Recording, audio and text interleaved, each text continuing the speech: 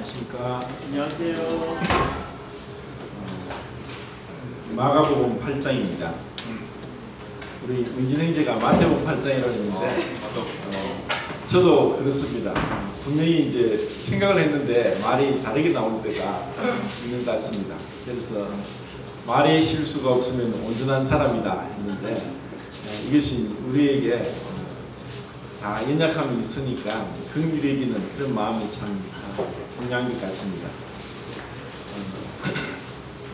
그리고 하나님 말씀을 제가 전하지만 저도 전하고 또 잊어버릴 수 있고 또다시 봐야 되고 몇 번이나 반복하면서 기억에 남게 됩니다.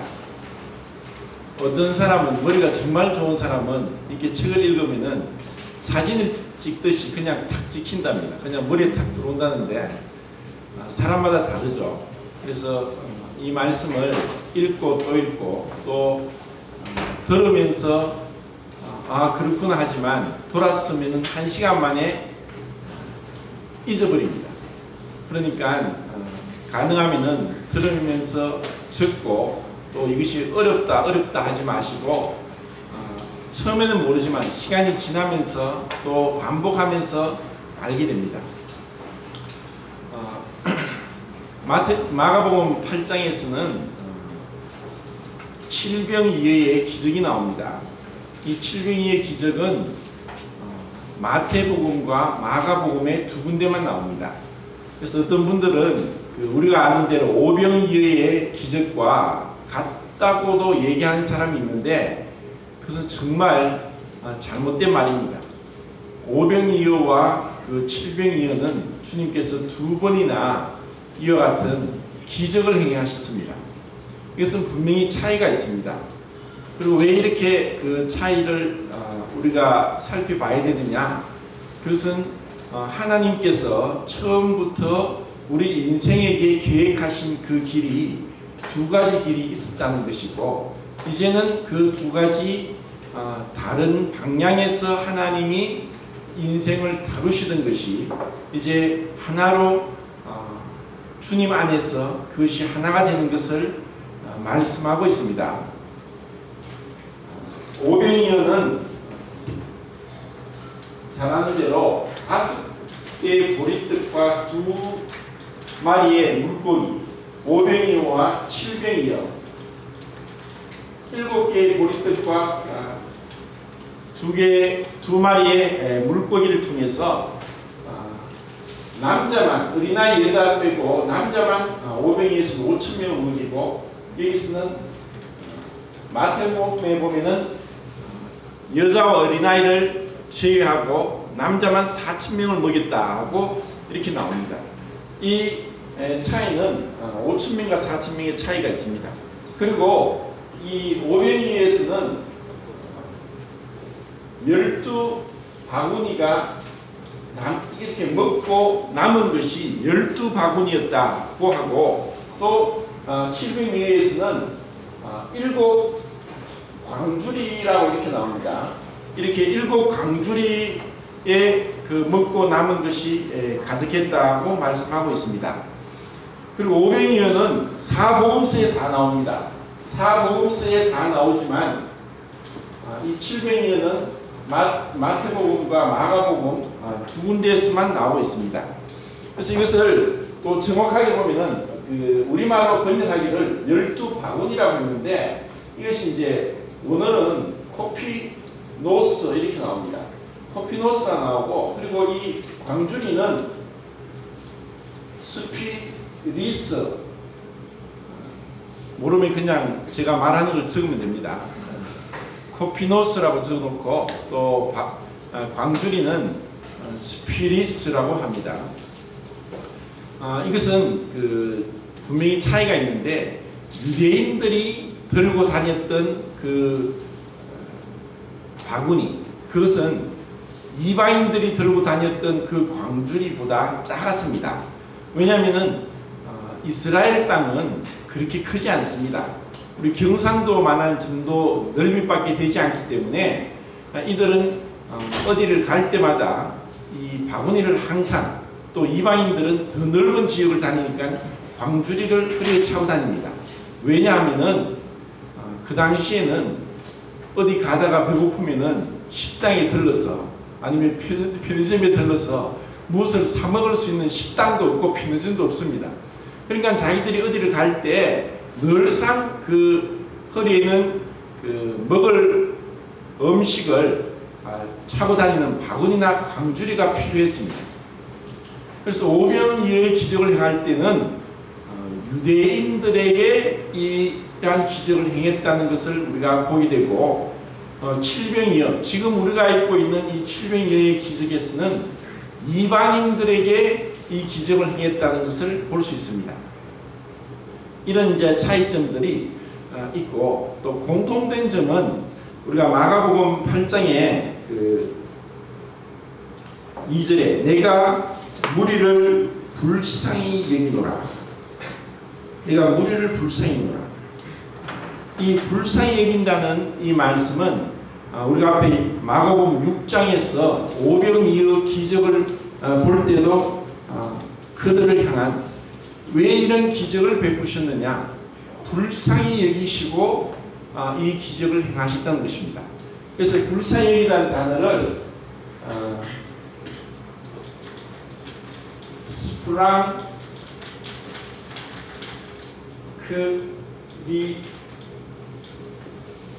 굉장히 어렵죠.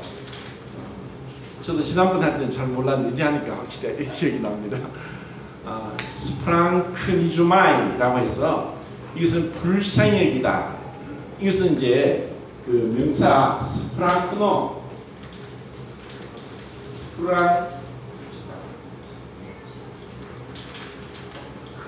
이것은 뭐냐면 스프랑크노는 이제 안에 내장이라고 했습니다. 그래서 스프랑키주마이라고 하면은 내장이 끊어지는 것 같은. 왜 제가 이것을 또 말씀을 드리냐면은 불쌍히 여긴다는 그 말씀은 하나님께서 우리 인생을 만드시고 우리 인생에게 필요한 모든 것을 주셨습니다. 만약에 우리가 지금 너무나 당연하게 생각하는 이 공기조차도 만약에 등산에서 높은 데로 올라가면은 5,000m 이상, 6,000m 이상 올라가면은 숨을 못 쉽니다. 그렇기 때문에 8,000m 이상 고봉이 14개가 있는데 그 길을 올라가려면 반드시 산소통을 메고 올라가야 됩니다. 숨을 쉬기가 너무나 고통스럽습니다. 그리고 한 번씩 병원에 가서 이제 임종 전에 그런 환자들을 볼 때 숨을 쉬기가 너무 어려워서 하는 것을 봅니다. 어릴 때 그런 놀이를 많이 했죠. 물속에 들어가서 숨을 안 쉬고 누가 오래 있느냐. 근데 그것이 오래오래 지속되면은 그 고통은 말도 할 수 없습니다. 숨을 쉬는 것조차뿐 아니라 만약에 제가 이제 그 오래전에 학생들한테도 이런 질문을 많이 했습니다. 너희들이 정말 굶어 본 적이 있느냐? 제가 이때까지 물어보기로는 지금 자라나는 신세대들은 굶는 게 무엇인지 모릅니다. 사실 저도 그렇습니다. 굶지는 않았습니다. 근데 정말 먹지 않고 아이들이 하루 이상을 굶어본 아이들이 아무도 없습니다. 하루 이상. 근데 그 음식을 할 때 한 3일이나 일주일이나 열흘 정도 되면은 항상 머릿속에는 먹을 것밖에 생각이 안 납니다. 꿈을 꿔도 먹는 꿈을 계속 꿉니다. 그건 어쩔 수 없습니다. 우리 안에 있는 이 본능을 우리 스스로 도저히 해결할 수 없는 거예요. 그래서 우리는 이 먹는 것에 대해서 아무렇지 않게 생각할지 모르지만 지금도 전 세계에는 많은 사람들이 굶어 죽고 있습니다. 하나님은 우리에게 은혜를 주셔서 우리가 굶는 것이 무엇인지 모르고 이렇게 지내고 있지만 그 먹는 것에 대해서 얼마나 감사를 해야 되느냐. 이 손을 넣으시고 시편 104편을 한번 보겠습니다. 시편 104편.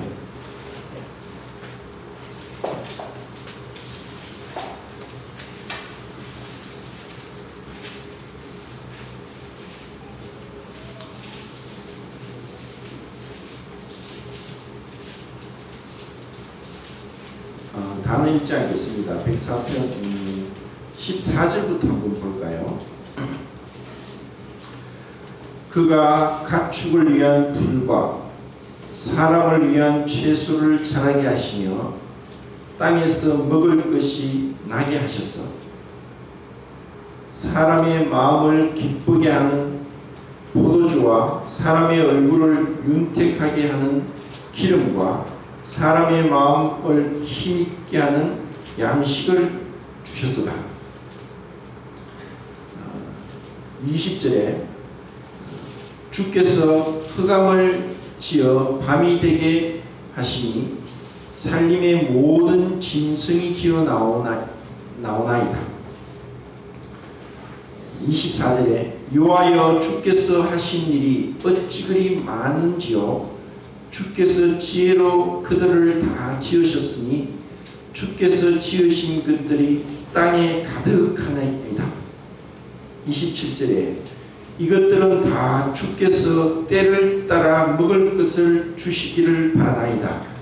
주께서 주신즉 그들이 받으며 주께서 손을 펴신즉 그들이 좋은 것으로 만족하다가 주께서 낯을 숨기신즉 그들이 떨고 주께서 그들의 호흡을 거두신즉 그들은 죽어 먼지로 돌아가나이다.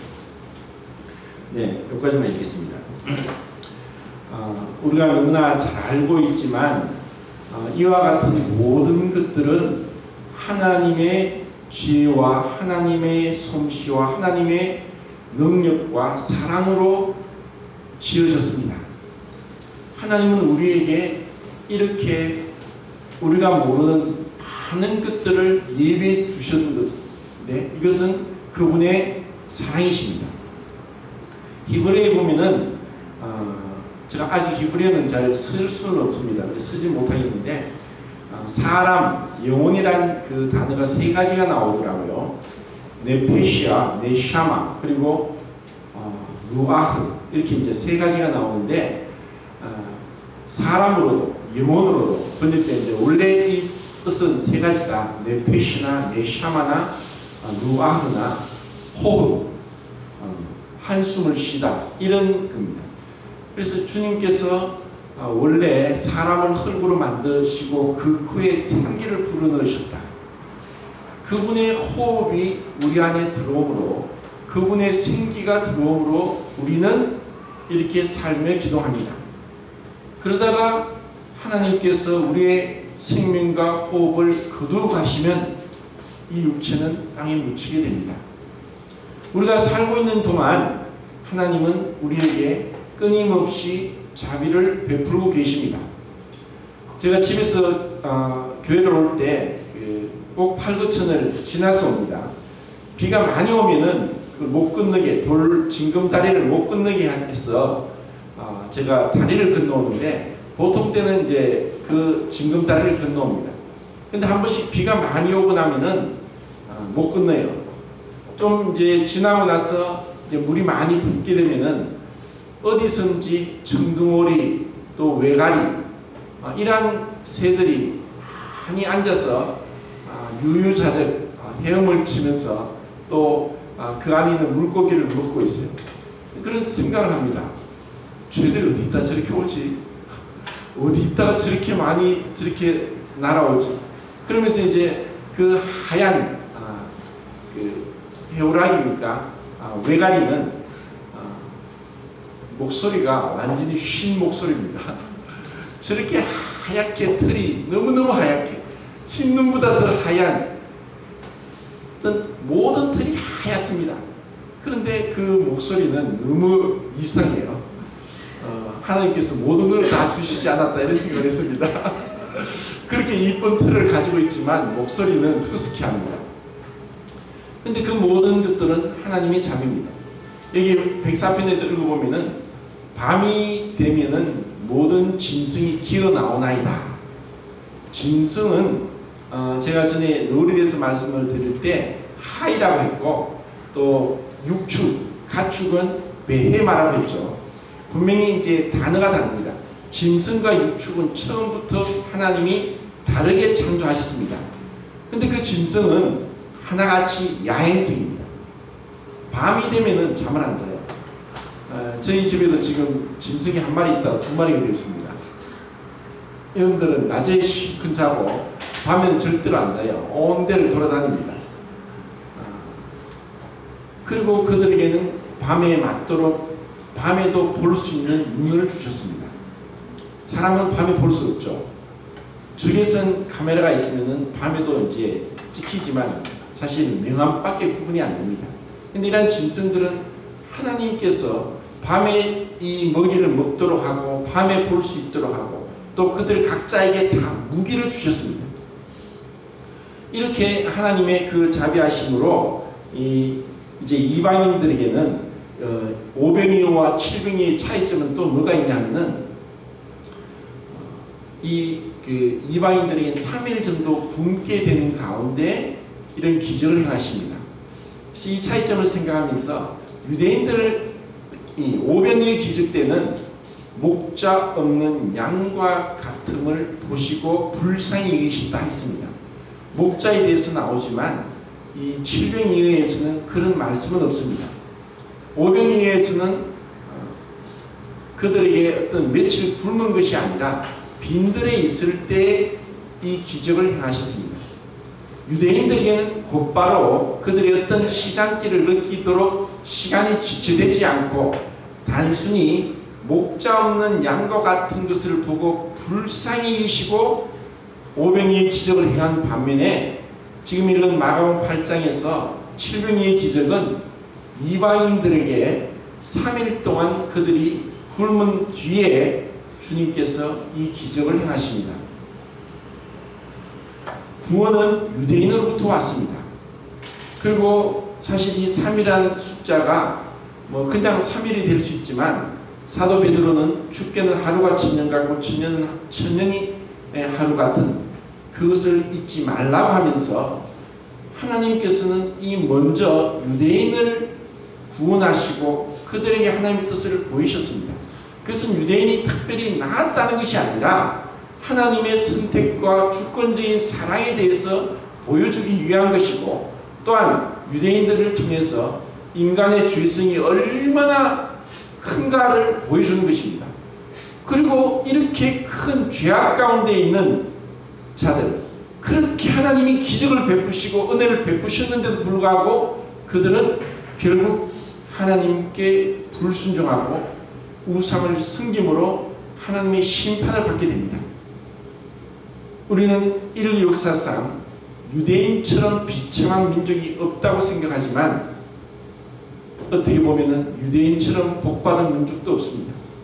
그들은 너무나 많은 고통을 그리고 온 세계를 유리하면서 사람들에게 사람 취급도 받지 못하고 흑인들이 사실 흑인들이 그 노예로서 고통을 받은 기간은 그렇게 길지 않습니다. 근데 유대인들은 거의 2000년이 넘도록 1900년대 초까지만 하더라도 그들은 비참했습니다. 이것을 볼 때 우리 인생은 모두 동일하게 죄인입니다. 모두가 전적으로 타락했습니다.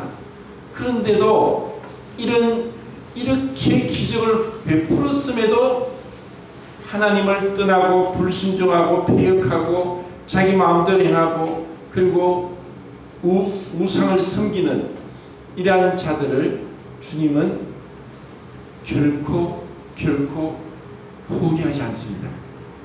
이것이 하나님의 사랑입니다.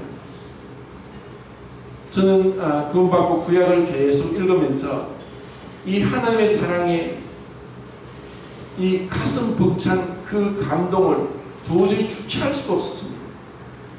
어떻게 이렇게 사랑할 수 있습니까? 이렇게까지 불순종하고 패역하고 이렇게 죄를 범하는 인생들을 이런 유대인들을 왜 하나님이 그렇게 사랑하십니까? 그것은 우리에게도 동일합니다. 그분의 사랑은 헤아릴 수가 없습니다. 어떻게 보면 우리 인생에 있어서 많은 수고와 슬픔이 있고 또 고통이 있다고 하지만 그런 수고와 슬픔과 고통 가운데서 하나님은 우리에게 그것을 잠시 잊게 하면서 기쁨을 주십니다. 이 땅에서 사실 기쁨은 오래 가지 못하고 순간적입니다. 이제 곧 결혼을 앞둔 그런 청년들이 있다면 항상 하늘이 장밋빛이겠죠. 그렇지만 또 결혼하고 살아보십시오. 또 고통이 따릅니다. 우리 인생은 무언가를 얻기 위해서 열심히 달려가지만 그것을 다 얻고 나면은 그에 대한 만족은 또 싹 사라집니다. 또 다른 욕망에 사로잡힙니다. 이렇게 끊임없는 욕망이라는 이름의 전차에 이끌려 다니면서 만족이 없고 안식이 없고 기쁨이 없지만 이제 주님께서 참된 기쁨을 우리에게 주시고자 하십니다. 그것은 그리스도 안에 있습니다. 제가 그 700여를 생각하면서 이 500여와 마찬가지로 그것은 주님께서 친히 자기 자신을 희생제물로 대속제물로 내어주시는 것에 대한 완전한 모형이고 그림입니다. 과거의 인류의 역사를 아는 것은 우리 인간을 이해하는데 정말 중요한 자료입니다. 역사를 우리가 알 때 우리 인간을 알게 됩니다. 우리는 지금 우리 바로 옆에 있는 섬나라 일본 때문에 많은 고통을 겪었는데 섬나라의 특성이 그런 것 같아요. 영국도 섬나라입니다. 그래서 영국이 옆에 있는 프랑스를 침략을 하는데 영국이 프랑스를 침략해가지고 전쟁을 한 것이 백년 전쟁이라고 이렇게 서양 역사를 보면 나옵니다. 1337년부터 1453년까지 한 116년간 영국과 프랑스가 전쟁을 합니다. 이미 기록상은 1066년부터 잉글랜드 왕국이 프랑스를 침략하면서 그들로 하여금 땅도 영토도 점령하게 되고 이런 이제 분쟁이 계속되다가 왜 1337년도에 전쟁이 일어나느냐? 그 당시에 영국이 에드워드 3세였는데 프랑스의 왕인 카페 왕조의 샤를 4세가 자식이 없이 죽게 됩니다. 자식이 없이 죽으니까 그의 사촌 되는 필립 6세를 왕으로 세웠습니다. 그러자 영국의 잉글랜드의 에드워드 3세의 누나가 샤를 4세의 누이였습니다. 어머니가. 그러니까 영국과 프랑스의 이제 혈통이 계속 이제 혈연으로 인해서 결혼 동맹으로서 영국은 이 프랑스를 계속 지배하려고 했습니다. 그런 빌미로 원래 어떤 명목상은 왜 너희들이 왕가의 혈통을 끊고 엉뚱한 사람을 왕으로 세우느냐 이렇게 했지만 실질적으로는 영국이 프랑스를 지배하고자 해서 전쟁이 일어나는 거죠. 처음에 전쟁이 일어났을 때는 완전히 영국에 이제 밀리게 됩니다. 그러다가 프랑스의 칼레 시민들은 계속 항전을 해요. 우리는 프랑스인이지 영국의 지배를 받을 수 없다. 계속 항전을 하다가 영국의 많은 전쟁 물자와 이런 군인의 그런 막강한 전쟁력으로 인해서 이제 결국 칼레 시도 정복당하게 됩니다. 그때 에드워드 3세는 칼레 시를 불쾌하게 생각하고 도저히 너희들을 용서할 수 없다. 너희들을 시에서 6명을 뽑아라. 너희들 6명을 죽여야만 너희 칼레 시민들을 용서해 주겠다고 했습니다. 이제 6명이 나와야 되는데 그때 칼레 시장과 또 귀족 그리고 부유한 상인들 중에서 7명이 나왔습니다. 7명이 나와서 우리가 죽겠다. 그래서 이 칼레 시민을 구하겠다 했습니다. 그런데 분명히 에드워드 3세는 6명이라고 했으니까 1명이 남죠. 그래서 그 중에 한 부유한 상인 생피에르라는 그 부유한 상인이 있었는데 우리가 내일 다시 이 시간에 나오자. 그래서 제일 늦게 나온 사람을 제외하고 우리 앞서 나온 6명이 죽고 이 칼레 씨를 구하자 했습니다. 그리고 이제 그 다음 날 약속 시간에 6명이 나왔는데 그렇게 제안한 생피에르가 그 자리에 나타나지 않습니다. 그러자 그 6명과 또 칼레 시민들은 분노했습니다. 야, 자기가 정작 그렇게 제안해놓고 자기가 나오지 않다니 하고 분노를 했을 때 그 생피에르 아버지가 죽은 자기 아들의 시체를 안고 그 앞에 나타나는 거죠. 이 생피에르는 자기가 먼저 죽었습니다. 그러자 6명들이 그래 우리도 죽겠다 하면서 당당하게 그 영국 잉글랜드 왕 에드워드 3세 앞에 나타납니다. 보통 이 정도 되면은 이 영국 왕이 이들을 용서해 줘야 되는데 이 에드워드 3세가 굉장히 악한 왕이었습니다. 그들을 다 죽이려고 하는 거예요. 그러자 그 왕비가 그때 임신 중이었기 때문에 이들을 죽이지 마십시오. 만약에 이들을 죽여서 뱃속에 있는 아이에게 어떤 해가 있을까 두렵습니다 하면서 그 왕을 만류함으로 그들이 죽지 않고 살아나게 됩니다. 이것이 바로 노블레스 오블리주라고 하는 그 말이 나오는 그 기원입니다. 프랑스인데 노블레스 오블리주입니다. 영어로는 노블리스 오블리게이트라고 해서 귀족들의 도덕적인 책임이라는 이제 뜻으로. 프랑스는 모르는데 상당히 부르긴 부드럽네요. 영어로는 오블리게이트인데 프랑스는 오블리주 이렇게 하니까 말이 좀 부드러운 것 같습니다. 이렇게 노블레스 오블리주는 가진 자들이 그들이 가진 그 권력을 함부로 휘두르지 않고 사람들에게 그들이 선을 베풀고 희생하는 것을 얘기합니다. 이것을 나중에 그 유명한 그 로덴이라는 조각가가 칼레 시민이라는 그 6명의 그 대표자들, 귀족들의 그 모습을 10년에 걸쳐서 조각상을 만들었습니다.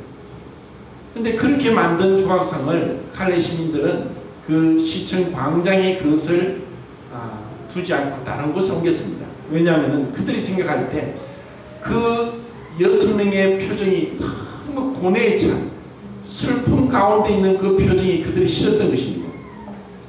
근데 그 로덴이 정말 그 조각을 할 때 10년에 걸쳐서 만든 그것은 정말 죽음에 앞서 비록 그들이 어떤 도덕적인 책임감으로 칼레 씨를 구하기 위해서 시장과 귀족과 그 부유한 상인들이 죽기 위해 나섰지만 인간의 본연적인 그 죽음에 대해서 그들이 느꼈던 그 고뇌를 표현하고자 했던 것입니다.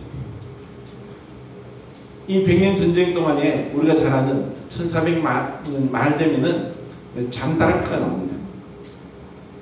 이렇게 100년 넘는 가운데 전쟁을 하면서 프랑스는 완전히 힘을 잃고 의욕을 상실했고 더 이상 항전할 수 있는 그런 힘마저 없었습니다.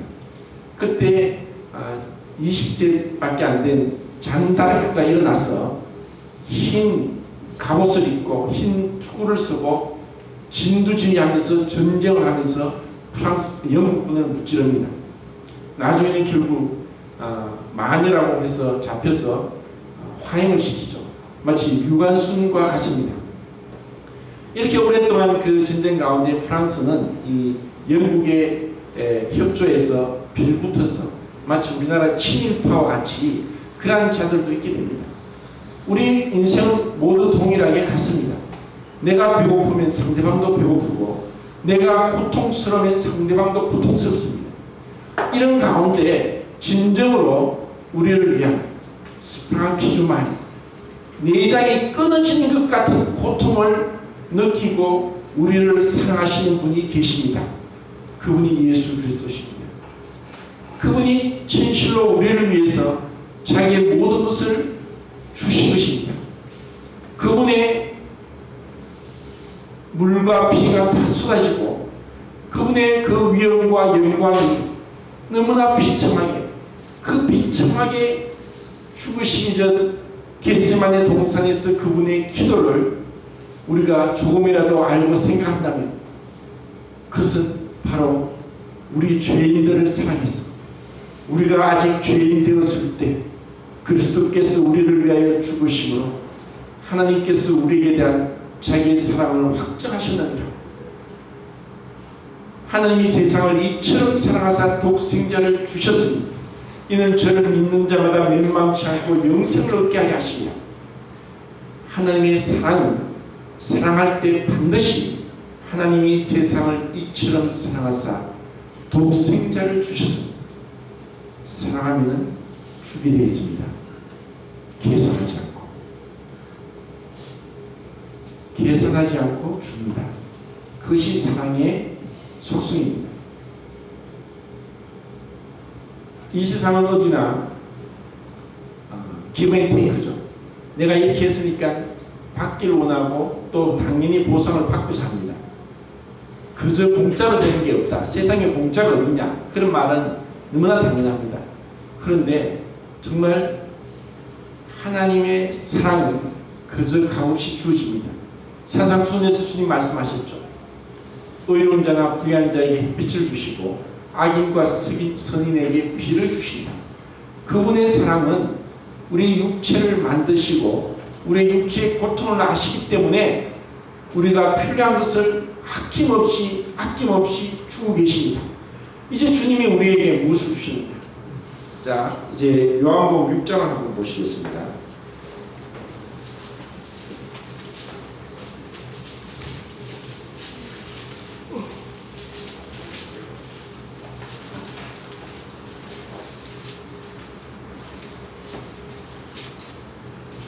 장 47절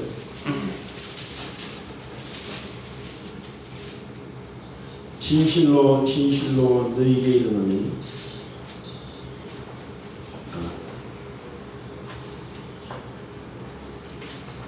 믿는 자는 영생을 가졌나니 내가 곧 생명의 떡이니라. 너희 조상들은 광야에서 만나를 먹었어도 죽었거니와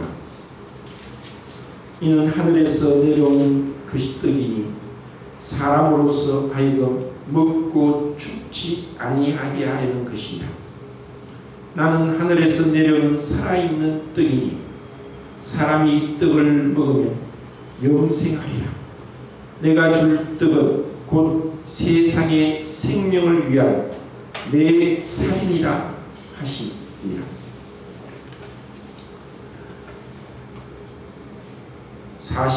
53절 예수께서 이르시되 내가 진실로 진실로 너희에게 이르노니 인자의 살을 먹지 아니하고 인자의 피를 마시지 아니하면 너희 속에 생명이 없느니라. 내 살을 먹고 내 피를 마시는 자는 영생을 가졌고 마지막 날에 내가 그를 다시 살리리니 내 살은 참된 양식이요 내 피는 참된 음료다. 내 살을 먹고 내 피를 마시는 자는 내 안에 거하고 나도 그의 안에 거하나니. 여기까지만 읽겠습니다. 주님이 이런 말씀을 하셨을 때 그뒤에 보면은 이 말씀이 어렵더라. 도대체 이 말씀을 누가 이해할 수 있겠느냐? 이 말씀을 문자대로 우리가 본다면은, 아니 어떻게 우리가 예수님의 그 살과 피를 먹을 수 있느냐? 이것은 내가 생명의 떡입니다. 흔히 우리는 그런 얘기합니다. 너무너무 쉽고 쉬운 것을 누워서 떡 먹기다. 누워서 편안하게 떡 먹는 건 쉽지 않지만 떡 먹는 것처럼 좋은 것이고 또 누운 것처럼 좋은 것이다. 이런 의미로서 두 가지를 복합적으로 얘기를 합니다. 먹는 것은 누가 가르쳐주지 않더라도 본능적으로 먹는 것은 우리에게 하나님께서 프로그래밍을 하셔서 먹게 하셨습니다. 먹는 것을 누구한테 배우고 가르칠 필요도 없습니다. 다 잘 먹습니다. 하지만 이 영적인 것에 있어서 하나님의 그 우리에게 정말 주시고자 하는 것은 바로 이러한 육신의 생명. 제가 계속 말씀드리는 그 비오스와 조의 차이라고 말씀드렸죠. 육체의 생명은 한계가 있습니다. 이 비오스는 영어의 바이오가 이 비오스에서 나왔는데 나오죠.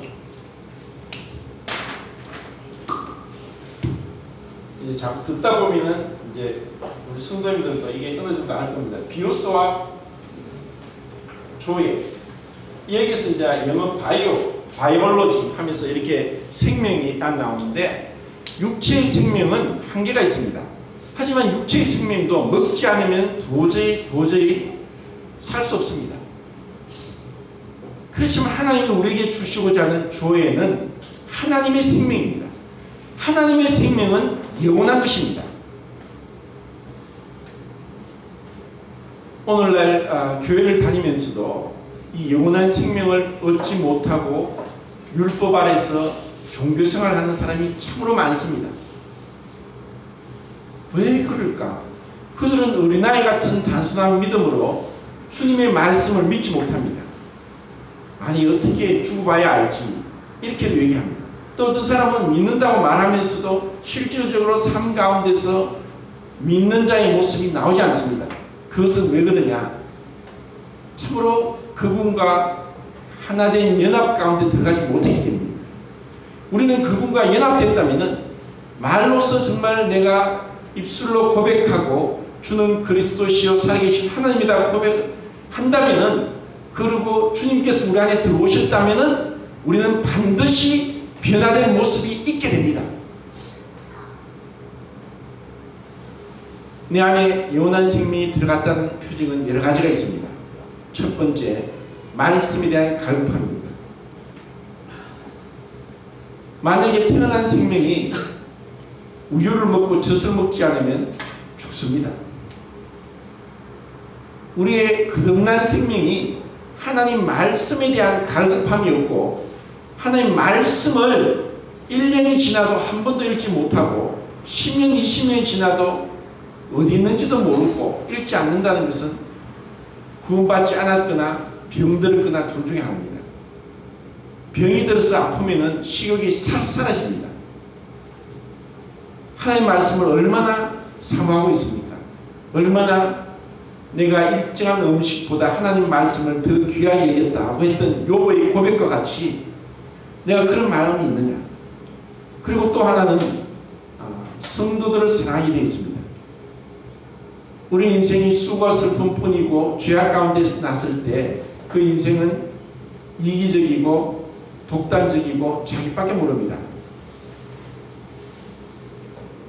하나님의 생명을 얻게 되었을 때 주님께서 불쌍히 여기고 긍휼히 여김 같이 주님이 자기의 모든 것을 주실 수 있음 같이 성도에 대한 사랑이 나타나고 그들을 섬기고 관심을 가지고 그들을 위해서 기도하고 그들을 돌아보고 하는 마음이 있는 것이 참된 생명의 증거입니다. 우리 가운데 그와 같은 사랑, 그런 사랑은 또한 자라고 변화됩니다. 이리에 보면은 맹인을 눈뜨게 하는 기적이 유일하게 주님이 행하신 기적 중에서 점진적인 기적입니다. 처음에 그 눈에다가 침을 뱉고 눈을 안수합니다. 그리고 묻습니다. 네가 무엇이 보이느냐? 사람이 걸어가는 건 나무가 걸어가는 것이 보인다고 합니다. 나무가 걸어갈 수는 없죠. 그래서 그는 눈이 떠졌지만 불안전합니다. 그래서 주님은 다시 안수하여서 기도하시니까 눈이 밝아져 다 보게 됐다고 합니다. 이것처럼 우리의 구원도 점진적입니다. 처음에는 어린아이처럼 생각하고 깨닫고 믿는 것에 미숙하다가 시간이 지나면서 자라는 것입니다. 신앙은 자라는 것입니다. 생명은 자랍니다. 무생물은 변화가 없어요. 어제나 오늘은 똑같아요. 만약에 우리가 사랑하는 여인이 있어서 교제를 하는데 1년 지나고 2년 지나고 10년이 지나도 똑같이 그 사람에 대해서 잘 모르면 그것은 올바른 교제가 되지 않은 겁니다. 우리가 주님을 믿는다고 안다고 하면서도 주님에 대해서 얼마나 압니까?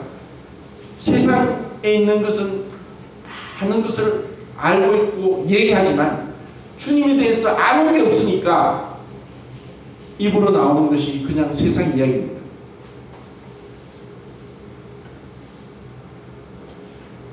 우리가 주님의 말씀을 알면은 읽으면은 질문하게 되어 있습니다. 며칠 전에는 오전 내내 바빴습니다. 저 부산에 있는 어떤 제가 얼굴도 모르고 한 번도 본 적도 없는데 저한테 막 이게 톡이 와서 성경을 질문하고 또 전화가 와서 이것은 뭐냐고 한참을 얘기하다 보니까 오전이 다 가버렸어요. 뭐 그것을 보면서 참 감사됐습니다. 이거 한 번도 본 적도 없는데 왜 나한테까지 이렇게 묻느냐. 근데 그분들은 궁금한 게 있고 궁금한 것은 성경을 읽다 보면 궁금한 게 있을 수밖에 없다는 것입니다. 그래서 묻는 거예요. 그런데 생전 가도 질문이 없다는 것은 공부를 하지 않는 거예요. 성경을 읽지 않기 때문에 그래요. 공부를 잘하는 학교에는 질문이 많습니다. 근데 공부를 하지 않으면 질문할 게 없죠. 이렇게 우리의 생명은 너무나 분명하게 자라고 변화되고 성숙하는 것이다. 그리고 정말 우리 안에 생명이 들어오면은 주님에 대한 사랑, 그분에 대한 그리움과 그분을 만나 뵙고자 하는 마라나타, 마라나타, 주여 어서 오시옵소서 하는 그 마음이 생기게 됩니다. 정말 내가 그 주님의 다시 오심을 얼마나 소망하느냐. 그것은 이 세상 소망줄이 끊어지고 이 세상 소망이 약해질수록 하늘의 소망은 더욱 든든하게 커집니다. 이것이 우리에게 허락하신 겁니다. 그러다 보니까 하나님께서 우리에게 이 세상 가운데서 이제 연단과 시련을 통해서 우리의 소망을 더욱더 굳게 하십니다.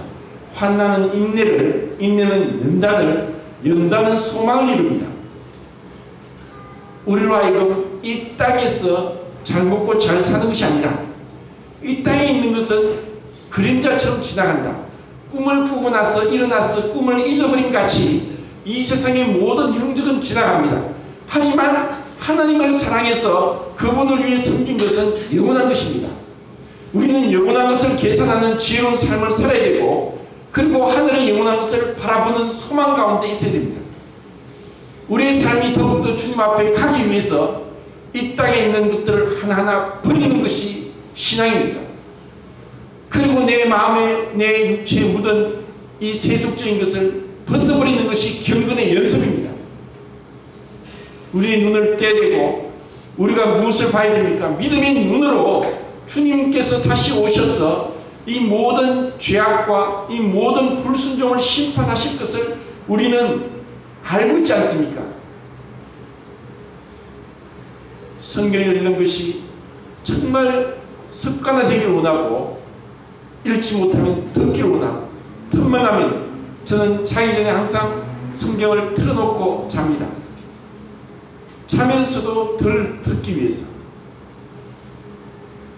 일어나자마자 또 성경을 보고 그 말씀 가운데 깨달음을 달라고 합니다. 어제 청년들과 여호수아 기간을 하면서 여호와의 군대 장관이 여호수아에게 나타났습니다. 여호수아 5장에 그때 여호수아가 묻죠. 나의 주여, 종에게 무슨 말씀을 하려 하시나이까? 우리가 주님의 말씀을, 그 음성을 들었습니까? 주님의 어떠한 음성을 들었습니까? 언제 주님의 음성을 들었습니까? 주님의 음성을 듣지 않고서도 지나갈 수 있다는 것은 사랑하지 않는 것입니다.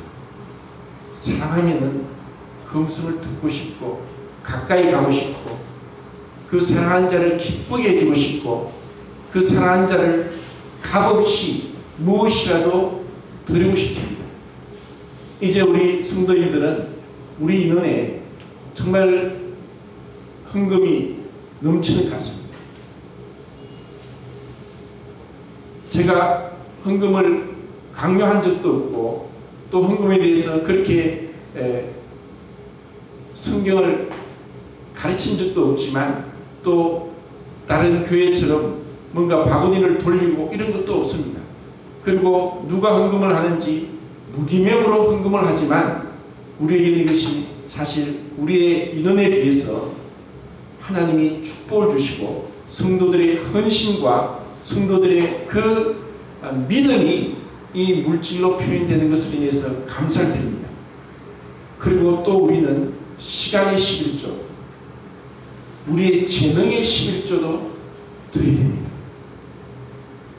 이것은 기쁨으로, 자원함으로 주님께 드려야 됩니다.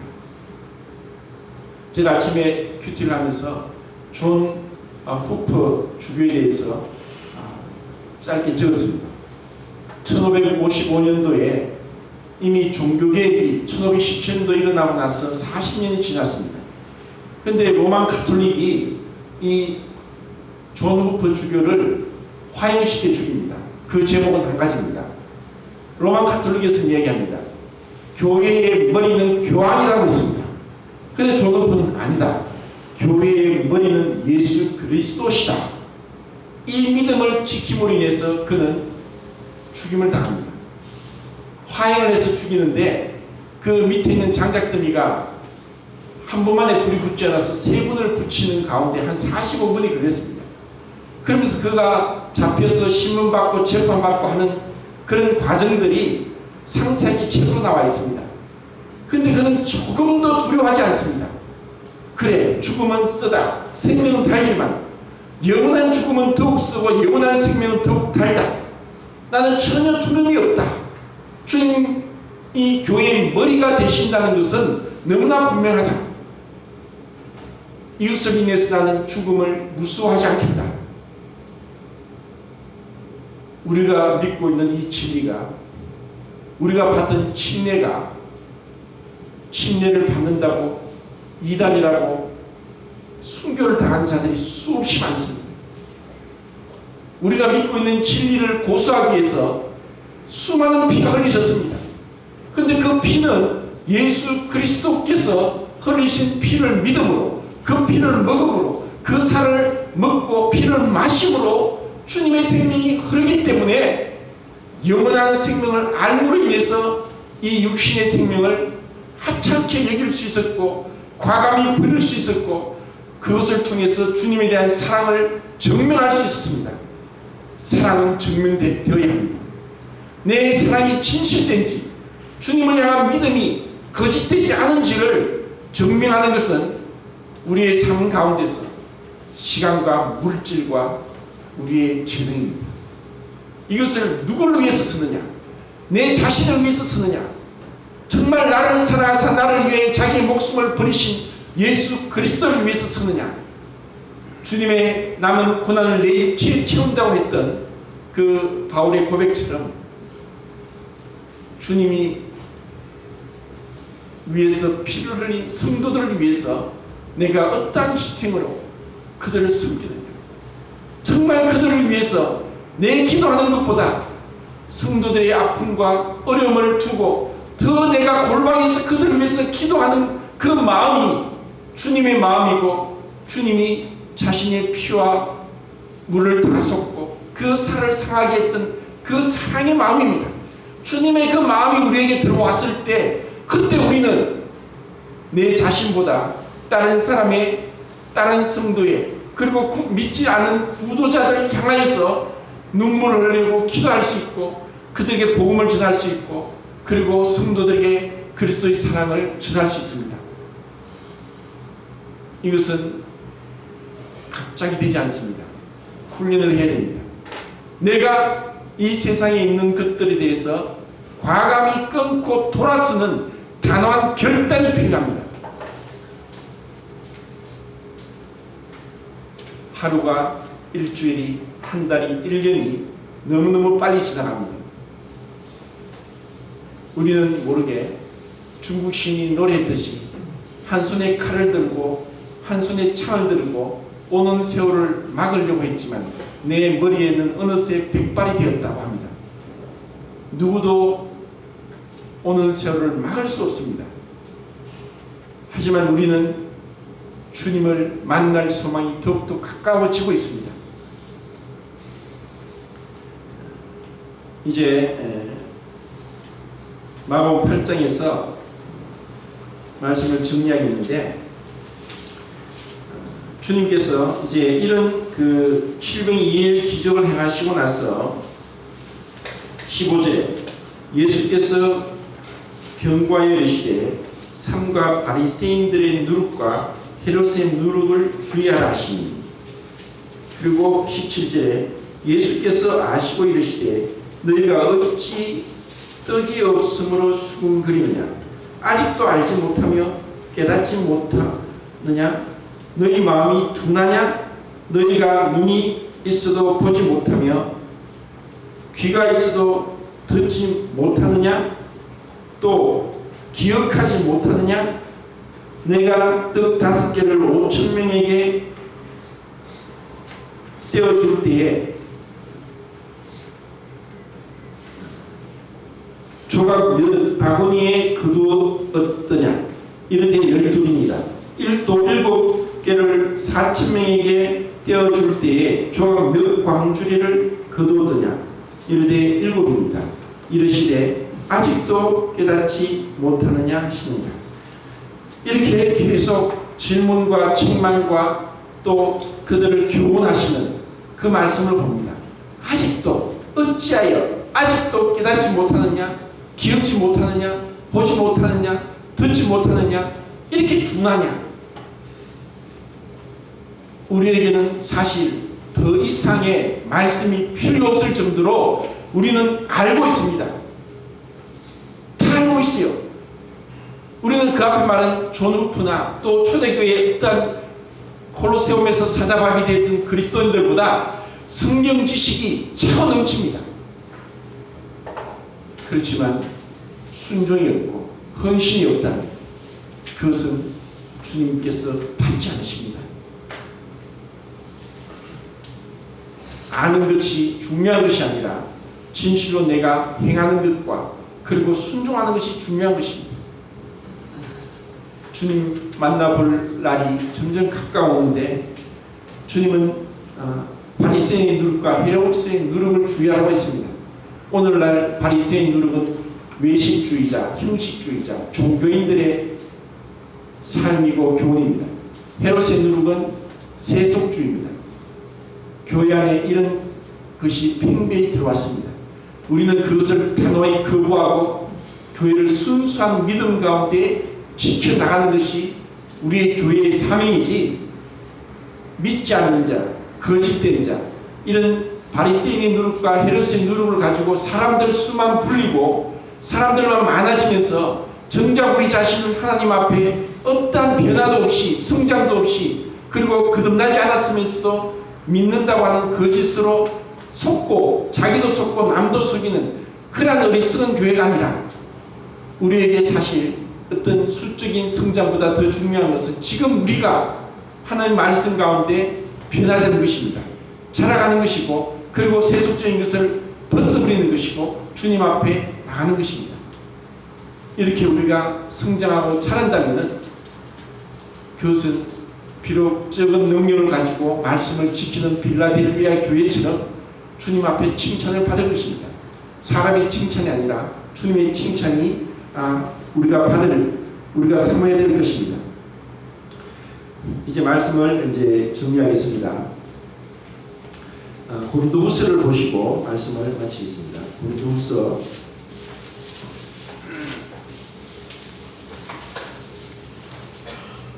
5장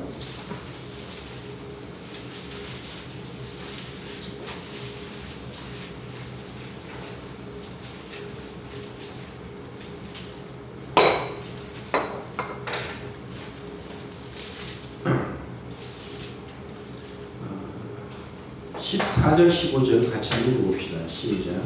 그리스도의 사랑이 우리를 강건하시는도다. 우리가 생각하건대 한 사람이 모든 사람을 대신하여 죽었은즉 모든 사람이 죽은 것이다. 그가 모든 사람을 대신하여 죽으시는 살아있는 자로 하여금 다시는 그들 자신을 위하여 살지 않고 오직 그들을 대신하여 죽었다가 다시 살아나신 이를 위하여 살게 하려 합니다.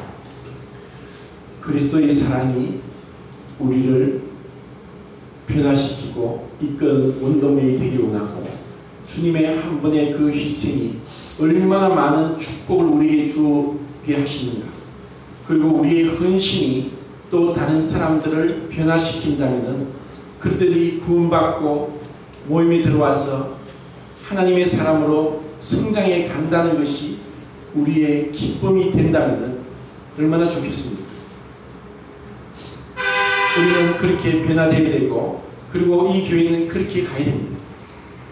아니 우리 교회에 대해서 사람들이 잘못 알고 오해하는 것이 있는데 주님께서 제자들과 함께 3년 반을 동고동락하면서 그렇게 기르신 것처럼 이 교회의 미래도 누가 이 교회를 또다시 저 뒤를 잃어서 목회를 하고 복음을 전할 것인가.